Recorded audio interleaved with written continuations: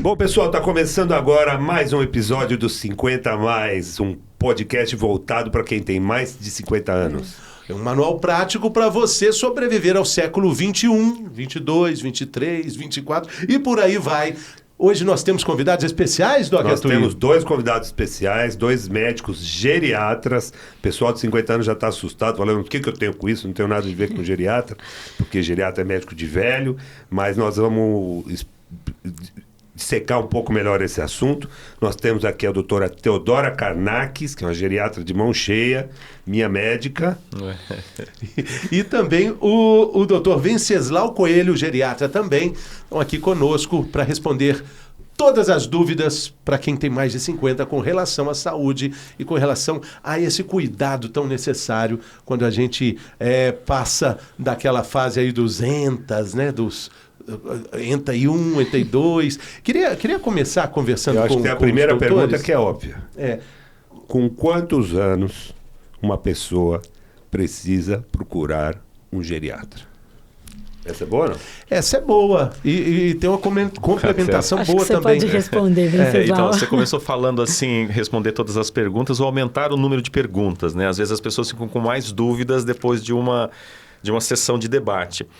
Com que idade procurar o geriatra? O que eu acho é assim, a idade cronológica às vezes não define muita coisa, né? Todo geriatra é clínico. Para você fazer geriatria, você tem que fazer clínica médica. Então, às vezes as pessoas vão no geriatra porque ele também é clínico. Então, ele não argumenta que está indo no geriatra, mas ele está indo no clínico.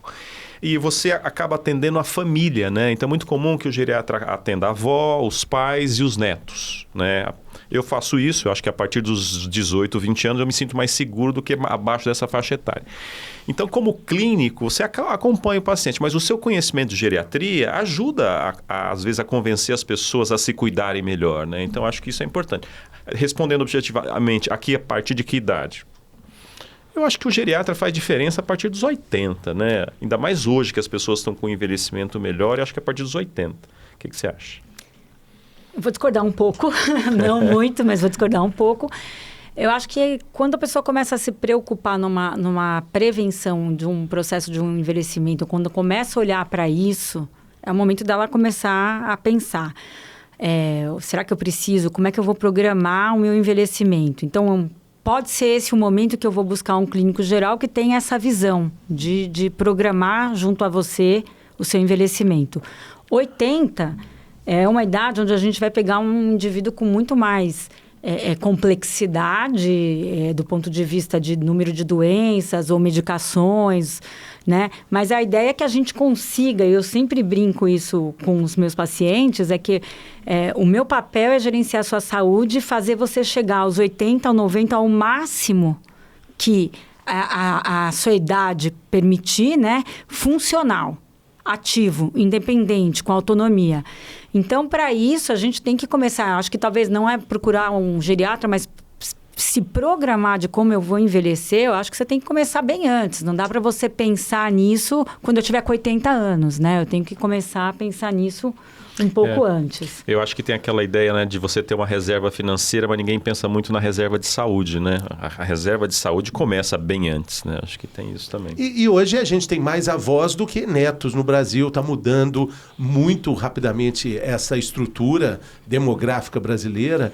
E esse sentimento de que nós estamos jovens e somos velhos jovens, né? Com 50, com 60 anos, esse sentimento de empoderamento que a própria sociedade nos dá e a vitalidade nos dá, acaba adiando um pouco esse planejamento de cuidado com saúde, né, doutor? Ninguém consegue olhar para si mesmo e achar que tá... Só para o colega de sala, né? Difícil, você olha para o outro e você fala, nossa, como aquele cara tá velho. Você encontra um colega e o outro pensa, nossa, como esse cara tá velho, e nenhum dos dois se vê com a mais idade velho, que tem. né? Claro, as pessoas, isso acontece, né? Eu acho que hoje foi o que você falou, as pessoas não se veem com a idade que tem, né? O cara tem 55 anos, ele fala, poxa, mas eu não me vejo com 55 anos.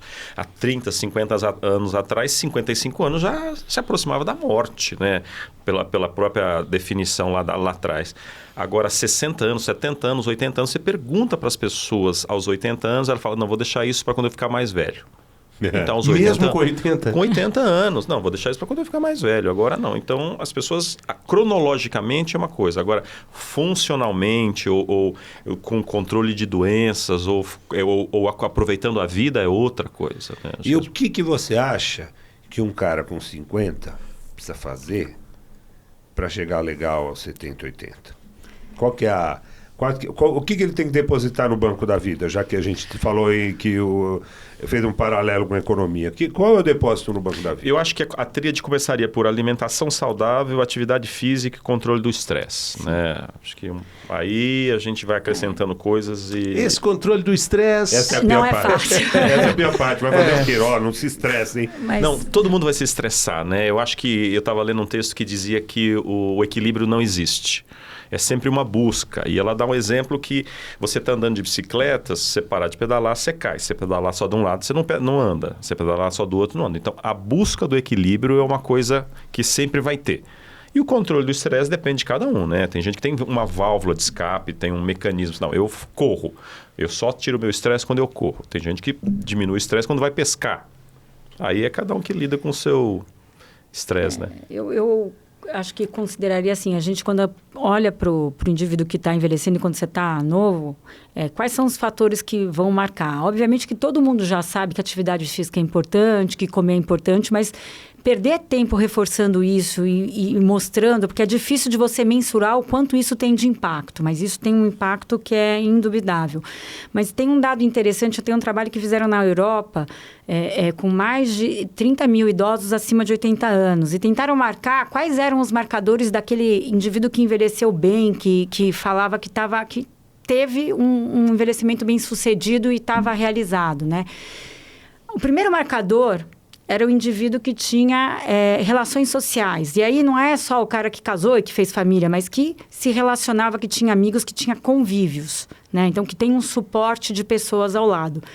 E o segundo marcador da pessoa que envelheceu bem era o cara que tinha maior força em hand grip, força muscular. Sabe o que é hand grip? Né? Então, hand grip acabou de falar. A gente é um dinamômetro que marca a força muscular e eles mediram. Então, quem tinha mais força muscular tinha envelhecido bem. Mas por que será? Porque quem tem força muscular não cai, é independente, é funcional. Então, assim, eu acho que uma coisa que eu sempre falo, né, assim, na consulta e converso com as pessoas, a gente não pode parar de fazer atividade física. Envelhecer, você vai perder massa muscular depois dos 50, 1% ao ano, até mais. E você tem que se preparar. E aí, fazer musculação, algum tipo de fortalecimento da musculatura, seria uma boa dica para quem quer chegar com os 90 com autonomia, né? Pegando o gancho do que ela falou, que agora eu lembrei, tem aquelas as blue zones, né? Que são áreas no mundo onde as pessoas envelhecem com uma maior expectativa de vida, com maior qualidade de vida também. Está relacionado às relações sociais, É interessante, né? Porque onde você tem blue zones? Na Califórnia, na Itália, na Grécia, no Japão. E eu não lembro. É um lugar que tem a possibilidade de ter a maior população com pessoas com mais de 100 anos, né? Isso, são exatamente isso, essas E blue eles zones. medem também a autonomia. Tem um pouco a ver com a alimentação mediterrânea também. Mas pouco, assim, talvez. Califórnia é outro lugar. Japão? O Japão é diferente da Califórnia, que é diferente da Itália, que é diferente da Grécia. Então, eles comem mais saudavelmente. Isso é uma coisa que foi percebida. Mas eles têm relações sociais com os vizinhos muito melhor. Eles fazem muito mais coisas a pé. Interessante. E saiu também recentemente uma pesquisa que teve muita repercussão, uma pesquisa americana, fazendo uma associação entre o equilíbrio, a possibilidade de se equilibrar em uma perna só, e longevidade, que repercutiu muito entre os fisioterapeutas, e a princípio parece algo muito singelo, né? Muito prosaico. Se você tem capacidade de se equilibrar num pé só, você pode ter mais chance de viver mais. Mas só que o estudo completo tem uma relação com o risco da queda. Que o que vai matar o velhinho é a queda, a imobilidade. Tomei bronca, não se fala velhinho. Não se fala velhinho. Não se fala. Falamos... Não, persona maior. Idoso, pode falar? Não, pode pode falar idoso, mas assim, você tem que tomar um cuidado, né? De não infantilizar o idoso, não colocar num diminutivo, de não ficar trazendo esse lugar. O idoso não é uma criança pequena. O idoso tem uma biografia, uma história, isso né? É muito legal falar sobre essa infantilização do idoso, porque do ponto de vista médico pode até atrasar terapeuticamente o que está sendo trabalhado ali para o desenvolvimento. Né? Você sabe que a gente tem que tomar muito cuidado. Às vezes, em consulta, você está falando e a pessoa, o idoso não está escutando direito, aí você fica olhando para o filho.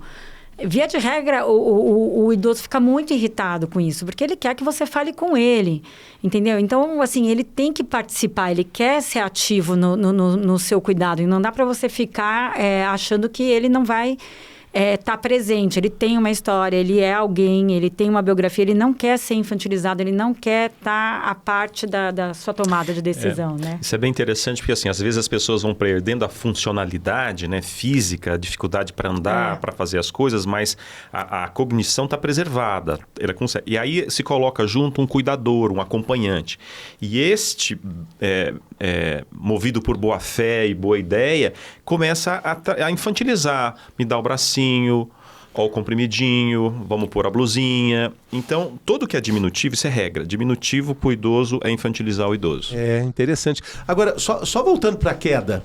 A queda, hoje com o avanço dos remédios muito desenvolvidos, a vida tá mais longa, mas a qualidade de vida é que está sendo questionada, né? E a queda, ela atrapalha tudo isso aí, porque vai... Vou te dar um dado interessante que é legal de falar, né?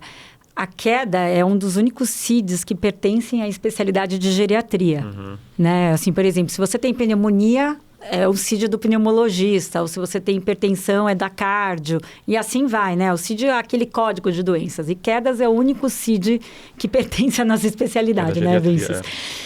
E queda da própria altura, é isso? Queda da própria altura. E queda é realmente um dos maiores fatores incapacitantes, porque o indivíduo que cai morre de medo de cair de novo, né? Então, ele começa a se autolimitar, né?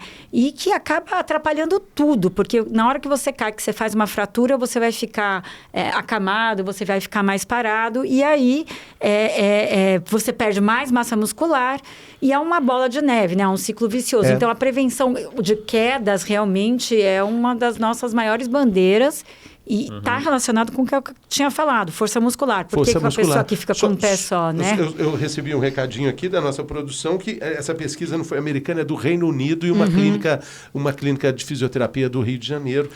Faz sentido, então. Então, mas eu acho mais seguro apertar o hand grip, porque você põe o idoso num pé só, segurando o pé assim, a chance desse cara cair é grande. É melhor apertar o hand grip e suponho que vai dar na mesma, porque você está medindo a força muscular, né? Não, assim, tem várias maneiras de você avaliar risco de quedas. Assim, a gente faz isso, a gente trabalha na universidade e isso faz parte de todos os nossos protocolos de pesquisa.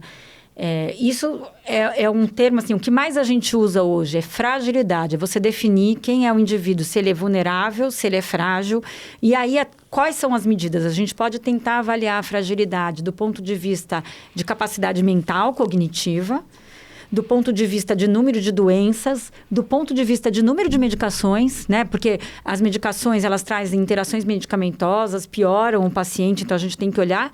E do ponto de vista funcional. Então, você mede força muscular com hand grip, levantar e sentar da cadeira, né? Assim, então, porque você vai estar medindo força de quadríceps. Sem usar a mão, né? O apoio, sem usar o apoio.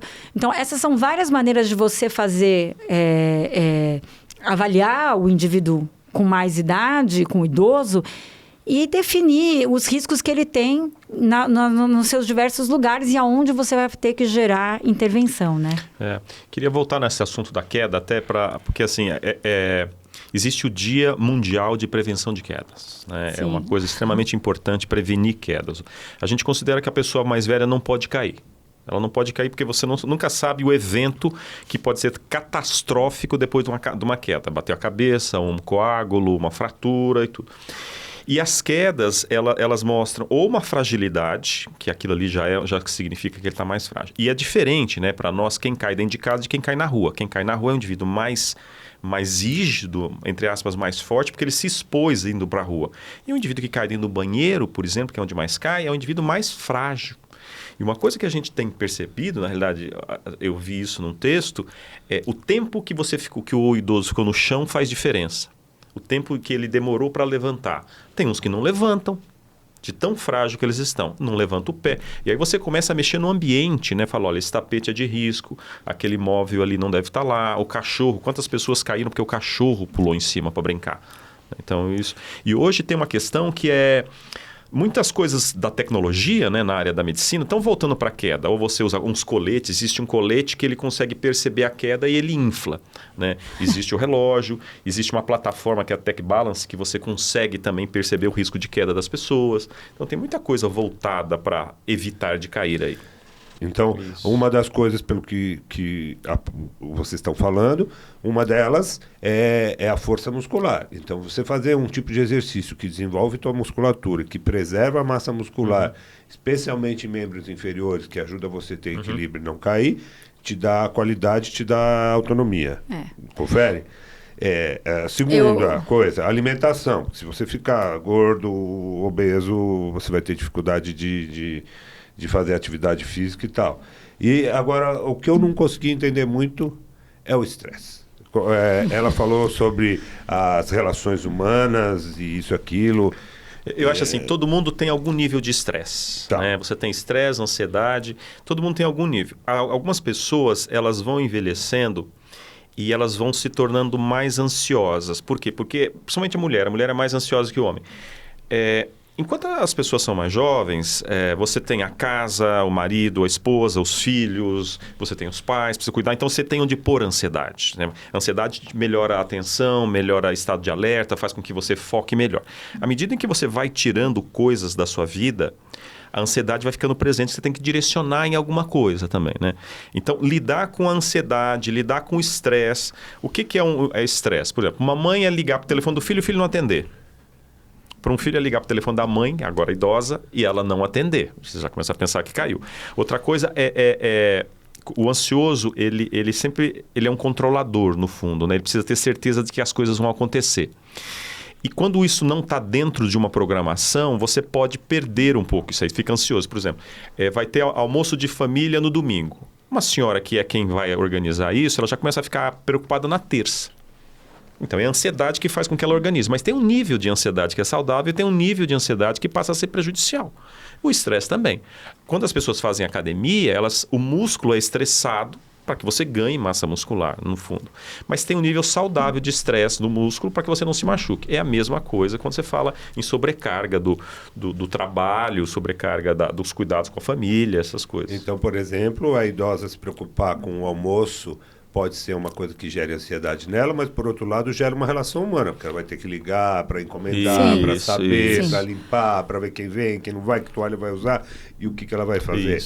Tem um nível saudável de preocupação. Vai depender muito de como você viveu a sua vida e como você consegue se adaptar aos mecanismos, né? Mas tem uma coisa que eu acho que é importante, né? Quanto mais você fica numa expectativa de ser o que você era quando jovem, não se adapta às novas realidades, mais estresse você vai ficar e mais sofrimento você vai ter, né? Então, assim, não adianta você chegar aos 60 anos e achar que você vai ter as performances que você tinha quando tinha 30. Então, você tem que criar expectativas reais para a sua realidade e tentar se adaptar a isso, porque senão você vai sofrer muito estresse, né? Vai ser muito difícil esse processo de envelhecer. E ainda mais com a internet, com esse mundo instagramável que te cobra performance, te cobra instantaneidade. Muito. E você acaba tendo até uma distorção da própria imagem ali, né? Mas tem uma coisa que você falou que eu achei interessante, que conforme as pessoas envelhecem e você tem um trabalho, você trabalha e você é CLT, vamos dizer assim, uma coisa ruim, eu vejo hoje, é se aposentar. Nem todo mundo está preparado para ter tempo livre. O tempo, assim como não ter tempo é um problema, muito tempo livre é um outro problema. Você passou a vida inteira trabalhando 40 anos, aí você se aposenta. O que você vai fazer com o tempo livre? Você não estava preparado. Algumas empresas estão olhando muito para o que eles chamam de pós-carreira. O indivíduo se aposentou aos 60, 65 anos, o que é jovem, e o que ele vai fazer? Ele nunca fez nada diferente. Então, eles programam isso. Tem empresa que, se você tem um alto executivo, você vai se aposentar em 2 anos. O primeiro ano você não trabalha um dia por semana. No segundo ano você não trabalha 2 dias por semana, para aprender até a fazer coisa, a ter tempo livre. Porque uma coisa importante, até voltando no estresse, é as pessoas terem um hobby. O hobby não é para fazer no tempo que você tem livre. É para você se dedicar a ter um hobby.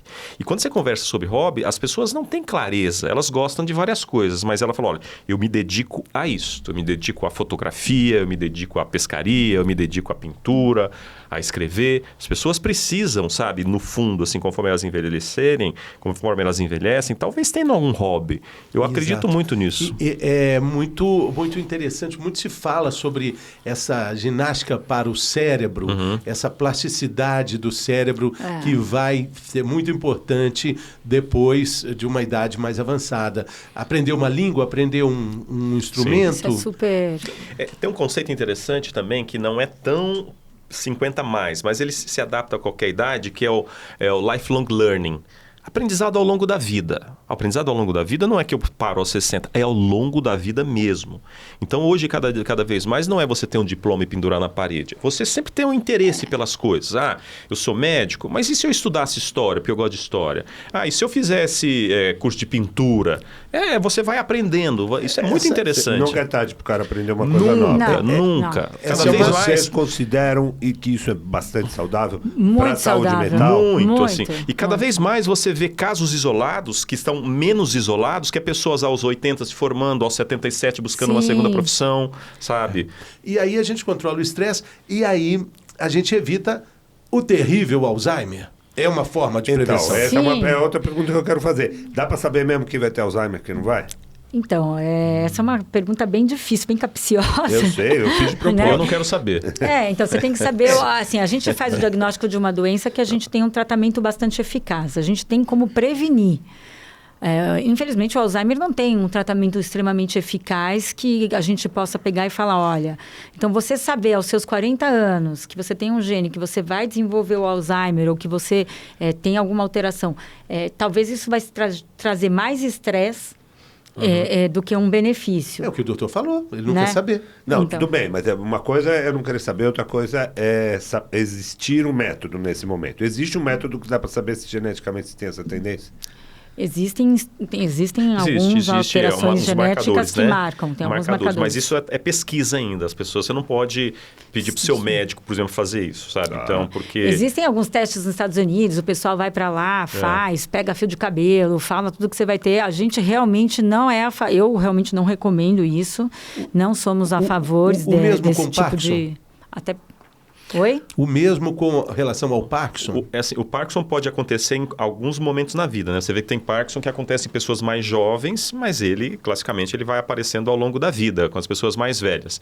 Mas você tem marcador de doença, marcador sanguíneo. O Parkinson, ele é um diagnóstico clínico, assim como o Alzheimer também é um diagnóstico clínico. Agora, a sua pergunta é assim, eu consigo prever se eu terei Parkinson? É isso? Não. Alguma coisa assim. assim. Um marcador genético, algum exame laboratorial? Existem alguns exames que sim podem marcar uma propensão, não é para todo mundo e nem para todos os tipos de Parkinson.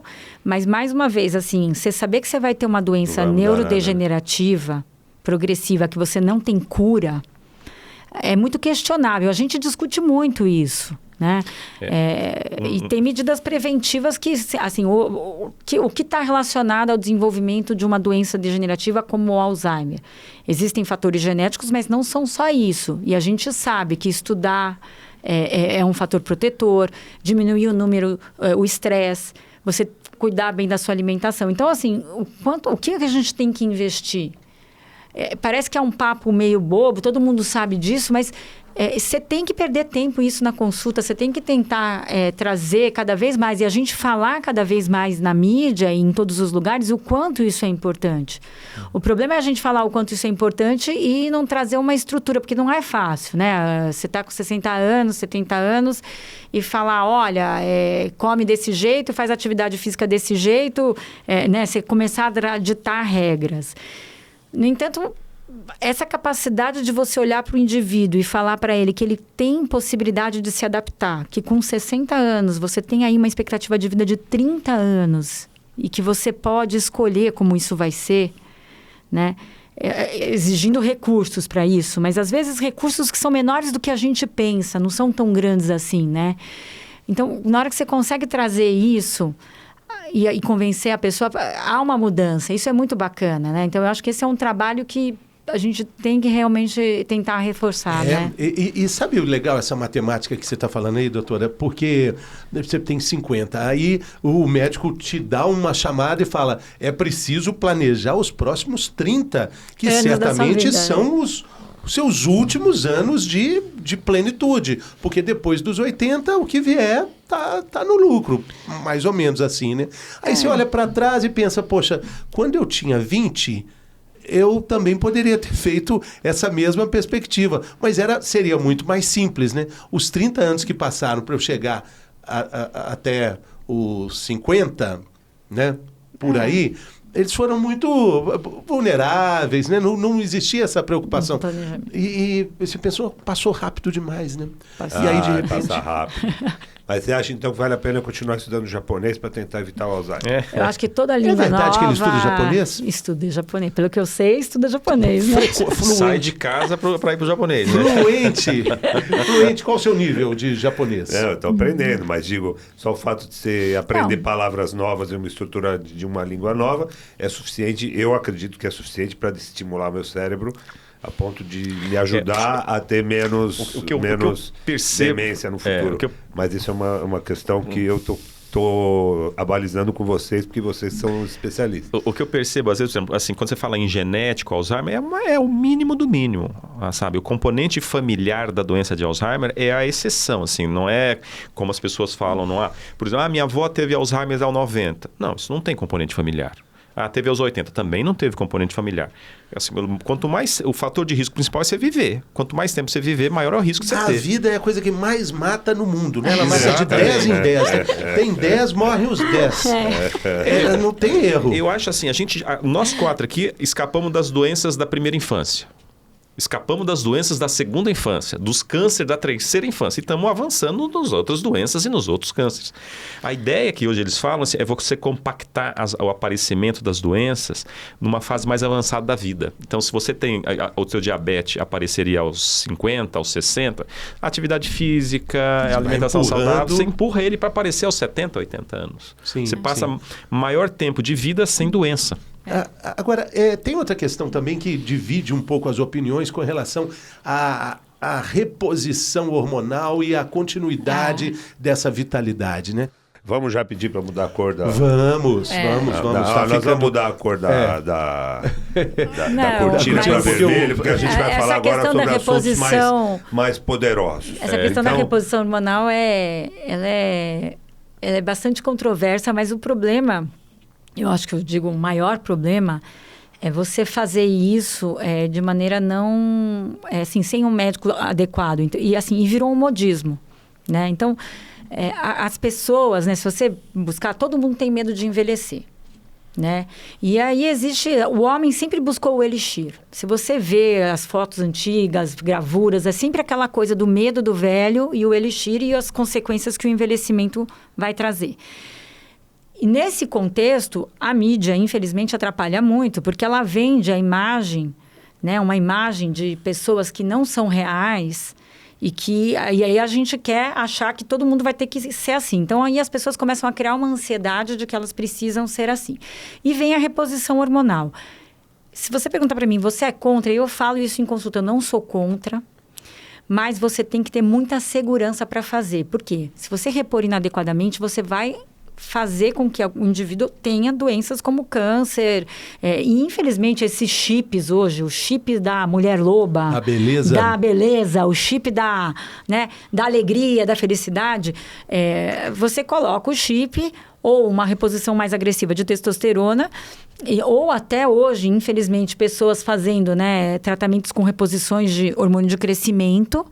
E assim, a pessoa vai se sentir bem nos primeiros 6 meses, você não tenha dúvida, vai achar que você é o melhor médico do mundo, né? Vai te revitalizar, vai trazer mas vai abrir um mapa para uma série de doenças. Mas a hora que tira a reposição, aí você volta para um limiar...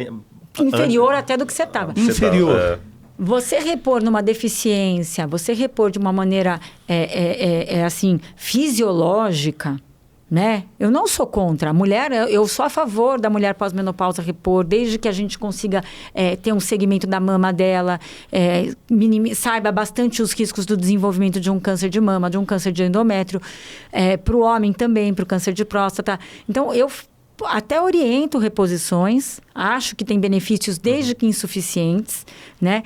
Agora, achar que isso pode virar uma moda, que todo mundo tem que tomar e fazer nas doses, às vezes, desculpa o termo, né? Cavalares que as pessoas fazem, porque eu pego coisas no consultório que eu falo assim, não é possível, o cara não tem medo, mas eu né? acho que é tudo meio um parente aí, né? A reposição hormonal procurando beleza e vitalidade é um parente da cirurgia plástica excessiva, que é um parente do botox quando começa muito jovem, tá tudo um parente. Pegando o gancho do que a Théo falou, tem a reposição hormonal na mulher, que é estrógeno e progesterona, mas tem muitas mulheres tomando testosterona, porque o médico prescreve testosterona. Eu já vi mulher com bigode com voz rouca, com a voz grossa. Com a voz assim, assustadora. Mudanças ginecológicas até. Com clitóris, aumenta de tamanho. Exatamente. Muda totalmente. Uma vez eu fui convidada para dar uma aula. Problema de imagem. É uma questão de imagem. Eu fui uma vez. Tá fraco, um precisa de distúrbio músculo. de imagem. Um distúrbio de imagem. Distúrbio de imagem, né? Que eu acho que as pessoas buscam. Uma vez eu fui convidada para dar uma aula e foi muito engraçado. Era uma aula universitária e tal.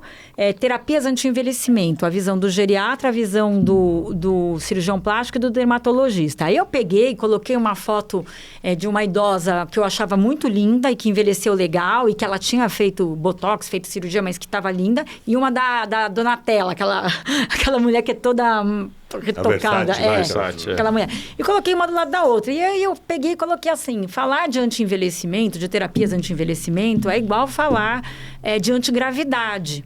Não existe. Né? Então, eu comecei a minha aula assim, porque eu fiquei pensando o que eu queria trazer para esses alunos, né? Porque se eu abrir um consultório, terapias anti-envelhecimento, eu vou lotar meu consultório. As pessoas querem, isso vende, isso traz dinheiro, né? Só que a segurança que você traz nisso, e isso é muito incentivado pela imagem do que você quer ser, do medo que você tem do envelhecimento. Então, o que a gente tem que... Acho que o que a gente está tentando discutir aqui é que, assim, envelhecer não é fácil, eu não gosto quando falam, é a melhor idade, né? Acho que tem perdas, mas se você souber se adaptar, você pode envelhecer muito bem, com uma vida, com sexualidade, de uma maneira que talvez não vai ser igual quando você tinha 20 anos, com atividades que não vai ser igual e sem criar expectativas erradas, com mais né? sabedoria da trajetória, gostando do percurso, gostando da jornada. O doutor falou que a reposição é parente da cirurgia plástica, que é parente do botox, e que todos juntos estão ali buscando algo muito próximo da sexualidade, né? A sexualidade permeia tudo isso, né, doutor? Sim, eu acho que sim. Como anda a sexualidade do idoso? Anda ótima. Eu não sei se eu posso falar o nome do remédio aqui, mas a sexualidade humana, o envelhecimento... O remédio azulzinho? A Viagra, pode falar assim. Ela foi dividida entre a era pré-Viagra e pós-Viagra. O Viagra mudou o comportamento. Mudou. Essa é uma boa notícia para quem está acompanhando a gente e pensando, meu Deus, eu não quero envelhecer, vai acabar a sexualidade. Não acaba. Sexualidade é assim, você viveu com a sexualidade plena, você envelhece com a sexualidade plena, sabe? Nunca foi boa, não será melhor. Não vai melhorar. Talvez piore, vai melhorar, não vai. Mas me diz uma coisa, o Viagra diminuiu a depressão no idoso? Com certeza, assim, indiretamente eu posso dizer isso porque ele trouxe vários problemas que não aparecem aí, né? Porque assim, a mulher envelhece e o homem envelhece, o casal envelhece. A mulher tem toda a questão que ela não fez reposição hormonal, tem problema de ficar ressecada e tudo, e o homem, de repente, ele descobriu um comprimido que mantém a ereção. E ele quer, ela não quer. E vai com quem? Vai com quem puder. Então, mas a reposição hormonal na mulher mantém a libido alta? Sim, ela melhora a libido. Melhora a libido. Melhora. A libido. Então, frequentemente, por exemplo, vocês veem um casal de idosos onde o homem está pronto para tomar o seu Viagra e quer, e a mulher não quer saber, não quer que ele chegue comum, nem perto. É é bem bastante comum. É bem comum. A E mulher... aí, Mas qual a eu solução? acho... Eles conversarem. Profissionalismo? Profissionais? Profissionais. Profissionais? depende assim, a da- gente tem da- que ser muito cuidadoso, né, nessas situações, mas assim, a gente vai mudar, né? A geração que eu tenho hoje de uma senhora de 80 anos, que foi criada totalmente sem falar de sexo e de uma maneira muito mais reservada, não vai ser a mesma que eu vou ter daqui a 10 anos, 20 anos. A mulher hoje, ela é muito mais sexualizada nessa geração e já as de 50, 60 já gostam e não querem ficar sem. Mas é lógico que as alterações hormonais para a mulher, infelizmente para nós mulheres, é muito pior, né? Então, as perdas do hormônio na mulher é realmente muito ruim. E eu vejo, assim, você envelhecer... você não tem que anular essa vida sexual. Você tem que só tentar ver de que maneira você pode ter essa sexualidade sem expectativas erradas, mas assim... E tem muita coisa que dá para fazer para cuidar disso, né? E tem uma coisa Tanto interessante pra mulher que como assim, pro homem, né? tem uma geração que casou mesmo sem gostar. Não tinha realmente. Casou porque foi prometida, casou porque o pai queria que casasse, casou porque tinha que sair de casa. E aí, quando envelhece, tem a chance de não ter mais relação, aproveita para não ter mais relação. Nunca gostei dele, nunca gostei dela, alguma Quero coisa chegar assim. nem perto. Né? Então tem isso. Aquela geração que não teve a oportunidade de se separar quando Exatamente. quis. Tá junto porque não tinha outro jeito. e Tá E bom. tem não muita- descobriu o sexo também, né? E o sexo às Assim, vezes nem foi uma coisa boa, não ter todo o prazer, E aí tem uma orgasmo. relação de amizade ali que foi estabelecida. Fica. E que tá bem, tem um Algumas vezes sim, equilíbrio. algumas vezes tem mágoa e não tem relação de amizade nenhuma. exatamente. Mas eu quero... Mas tem gente que Fica tem, longe. que vive bem. Tem uma coisa, terminando o que você estava falando, que senão eu Não, vou te cortar, não, mas assim, tem uma coisa que eu acho que é interessante também, né? A gente tem que tomar cuidado, né? Que aí também fala assim, não, toda pessoa com 70 anos tem que transar, tem que ter isso, tem que ter aquilo. Se ela quiser, gente, né? se ela quiser, e outra, não tem essa obrigação. Ninguém vai fazer 5 vezes por semana, 10 vezes por semana, né? Você tem que ver o que é bom para você, o que você de fato quer. Porque senão você também entra num lugar assim, envelhecer bem, ter sexo 3 vezes por semana, ter músculo, ter isso. Então começa, e aí você gera um estresse, porque a pessoa começa a achar que ela tem que tudo, né? E aí você tem que buscar o que te dá prazer, né? É que tem pessoas que nunca descobriram prazer com sexo. E tem pessoas que até podem descobrir este prazer num segundo casamento, ou numa outra relação, ou até se redescobrir com seu marido, né? Então, Mas a informação é que a sexualidade, ela dura o tempo da vida. Exatamente. Sim. Exatamente. 100 Sempre, anos, a sexualidade está lá. Libido, estão falando de libido também? sim. É a maneira, assim, se você olhasse essa pulsão, né, a pulsão sexual, a energia, ela é a mais importante do ser humano, né? Acho que até o mundo é movido com essas relações sexuais, assim, né? Quando você olha dos acessos à internet, né, eu estava vendo, assim, os grandes acessos na internet é rede social e busca sobre questões sexuais. O homem não tem andropausa, mas tem a crise da meia-idade, que é uma transformação, que talvez ele dê um degrau, mas que não necessariamente é hormonal. Né? A crise da meia-idade é uma coisa interessante, né? Pode ser que merda eu fiz, o que estou fazendo da minha vida. Então, isso pode ser, as coisas podem ser um pouco desse jeito. Mas, olhando do ponto de vista de sexualidade, isso é uma coisa interessante, porque eu acho que a sexualidade está numa transformação social, né? Eu acho que hoje, dos 40 aos 60, são as pessoas mais bem resolvidas da sexualidade. Abaixo disso, a gente não sabe direito, as pessoas que estão vindo, como é que será a sexualidade para eles. Eu acho que as redes sociais, até para buscar uma relação afetiva, ela vai complicar um pouco, porque o presencial é diferente do virtual. Né? A não ser que crie o metaverso aí e o metaverso resolva. Mas eu acho que assim, então tem essa geração aqui pequena e tem culturalmente, né? Alguns países do mundo, algumas gerações não acham que é importante ter relação sexual. O Japão é o maior exemplo disso, O Japão né? tem grandes problemas por causa disso. Isso, Grandes problemas. Então Grandes. a gente tem que ver. um alto... E no tem uma Japão questão uma assim, questão- antigamente, há uns 20 anos, ter filho aos 30 já era velho. Hoje não. Hoje você tem filho aos 40. A mulher, né? Falando pela mulher. Assim, uma gravidez de risco, antigamente, era 35 anos. Hoje, 40 anos está tendo filho. Então tá mudando. Interessante. Agora, a tecnologia para tudo isso, né, vai além do próprio Viagra, porque tem implante Sim. peniano, tem bombas Tem. Tem tudo. que O são implante é mais infladas. usado para pós-operatório de próstata, não é tão usado para... Não, tem sim. sim. Tem para impotência também, né? Tem para impotência. As pessoas estão... Mas é menos comum, né? Menos comum, mas Bem é menos uma opção, né?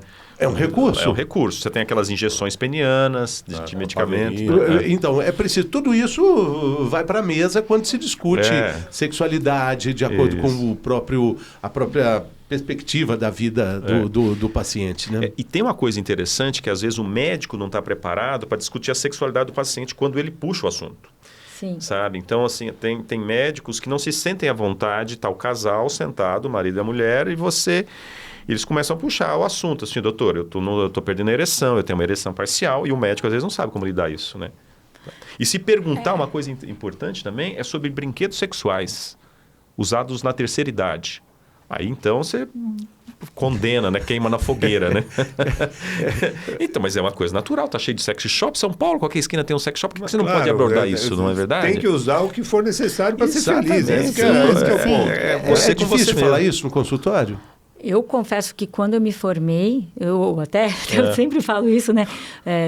Um dos primeiros caras que eu atendi terminou a consulta e ele queria alguma coisa a mais, ele queria falar sobre o assunto e eu tive que me reinventar. Mas eu realmente fui aprender e acho que hoje, para mim, virou uma coisa muito mais fácil. Muito mais fácil, eu converso bastante sobre isso com os pacientes, mas não é na primeira consulta. A pessoa tem que dar abertura e você vai abordando e criando vínculo, porque tem para algumas pessoas que isso ainda é um tabu de pacientes. Agora, a questão também é interessante e também delicada, dentro dessa conversa que o paciente tem, é a diminuição do esperma. Preocupa bastante. Quando a idade chega, fala, o que está acontecendo? Isso é normal? Do volume ejaculado, não é uma coisa tão volume. Assim, depende, você sabe que pode ser, depende até das medicações, depende da vida inteira, depende se ele tem, por exemplo, varicocele, que é uma coisa que interfere, né? Mas essa queixa quase eu não vejo. Sabe, assim, a não ser quando tem cirurgia de próstata, né? Porque ele já sabe que é do jogo, mas não é uma coisa... Não é normal? A diminuição não é normal com a idade? Não. Não, tem diminuição, Tem diminuição, mas não é uma coisa assim que é uma queixa. Não é uma coisa que é uma queixa, mas existe uma diminuição... Os urologistas recebem bastante queixa sobre isso, os urologistas.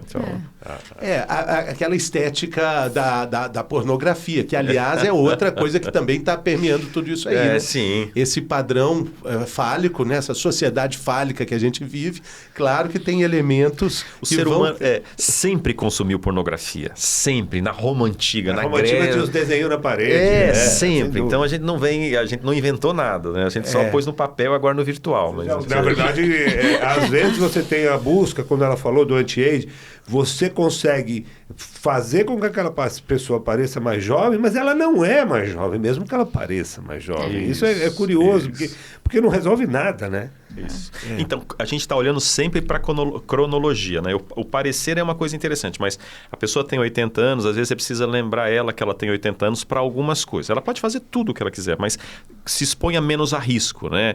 Esses dias eu vi um vídeo que eu até não vi todo ele, porque eu achei muito agressivo, que eram situações em que as pessoas idosas se colocavam em risco e caíam. Subindo num banco, quando são derrubadas de alguma forma. Você falou melhor nem olhar, ficou nervoso. Não, é porque teve umas cenas muito duras, assim. Uma mulher subiu em cima de um banco para pegar uma vasilha e ela caiu pro banco, ela ficou na ponta dos pés em cima do banco. O banco foi para trás, ela caiu assim e ficou estatelada no chão, assim, bateu a cabeça mesmo. Você não ouviu, né? Não tinha som, mas você viu que ela bateu. E são todas cenas fortes de pessoas caindo. Então, uma coisa importante é o seguinte, você está super bem com 80 anos, mas tem coisas que você tem que tomar cuidado para fazer, né? Então, que não é uma boa ideia você fazer com a cidade. É entender que os reflexos diminuem, que você vai ter reservas menores, mas saber o risco que você quer correr, né? Exatamente. A gente... Acho que podemos ligar a luz azul de novo, acho que o assunto já esfriou. Já esfriou. O azul também não, ele é simbólico, né? Porque o Viagra é azul. É a famosa pílula azul. E hoje, eu lembro quando surgiu que assim, as pessoas elas contrabandeavam. Né? Ela contrabandeado do Paraguai, vinha ali, começou a aparecer o genérico. Mas eu acho que o Viagra ele sustentou o laboratório no mundo, não precisava ter mais nenhum remédio.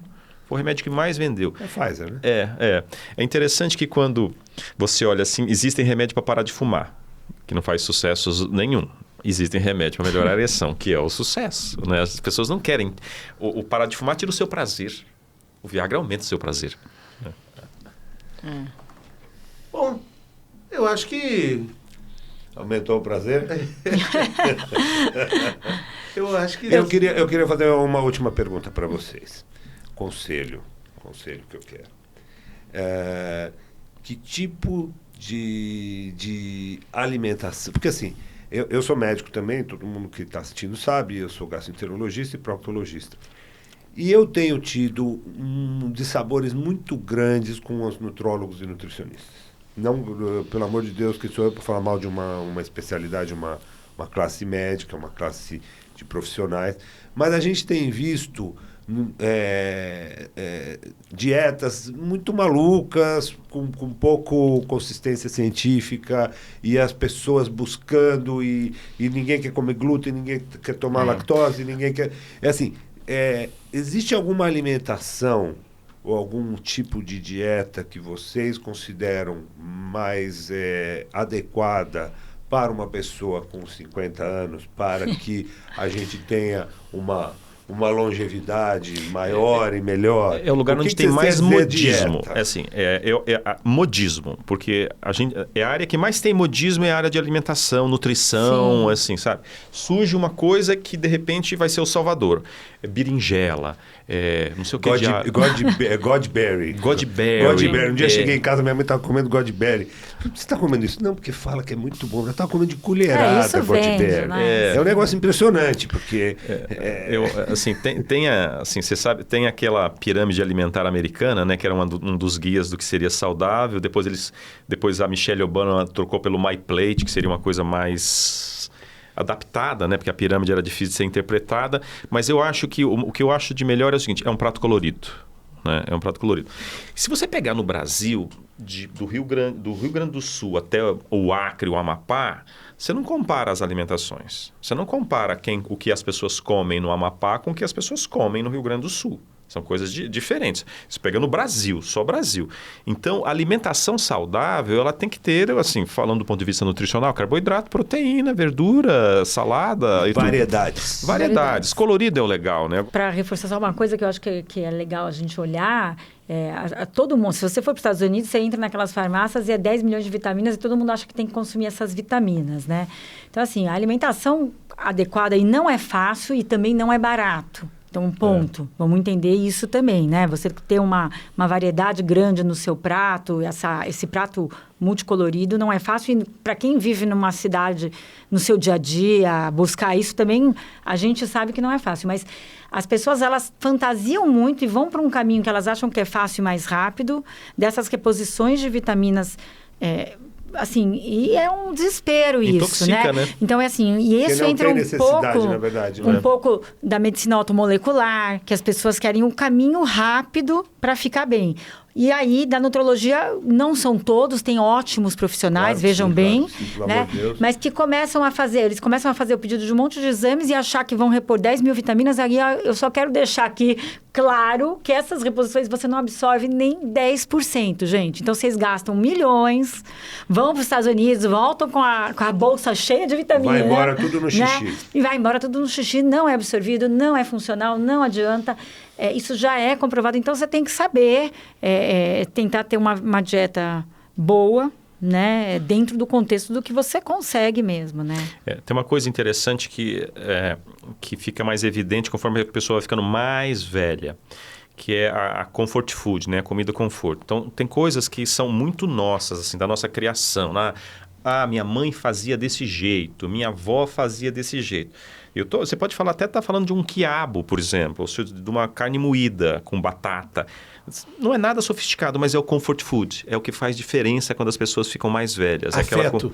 Afeto. Aquela a comida que traz afeto, comida de afeto. E a capacidade de ingerir leite também vai diminuindo. A partir dos 50, 60, você já começa a ter uma tendência a ter intolerância à lactose. Vai envelhecendo, vai tendo um empobrecimento nutricional da alimentação, né? Vai ficando mais carboidrato. A mastigação fica... Porque muda a mastigação, você tem diminuição de papilas. A tua capacidade de absorver aquilo que você ingeriu diminui também. As papilas gustativas diminuem, você não tem muita sensibilidade para o sal. Você vê pessoa que nunca gostou de comer doce, e a gente fez isso muito em homens, né?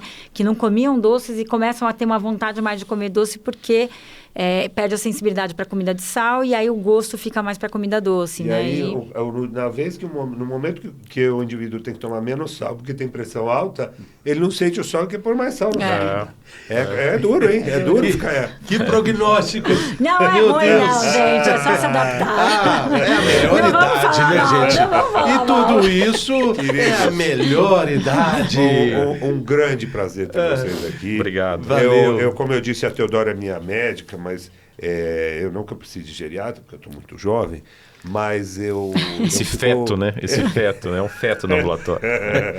Eu fico muito feliz de ter vocês aqui, porque esse tipo de coisa que a gente acredita que a gente tem para acrescentar pro 50 mais, né? 50 mais 50, 50 mais.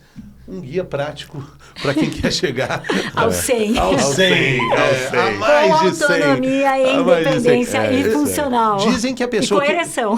Principalmente, dizem que quem vai fazer 150 anos, vai viver 150 anos, já está entre nós. Talvez seja eu. Talvez seja. Tô achando que não. Suposição. Tô achando que não. Mas parece Obrigado, que já querido, nasceu, a obrigado. pessoa já nasceu. Já nasceu. É isso, pessoal. A gente volta no próximo episódio. Boa noite. Boa Boa noite. noite. Obrigado. Obrigada. Tchau, tchau.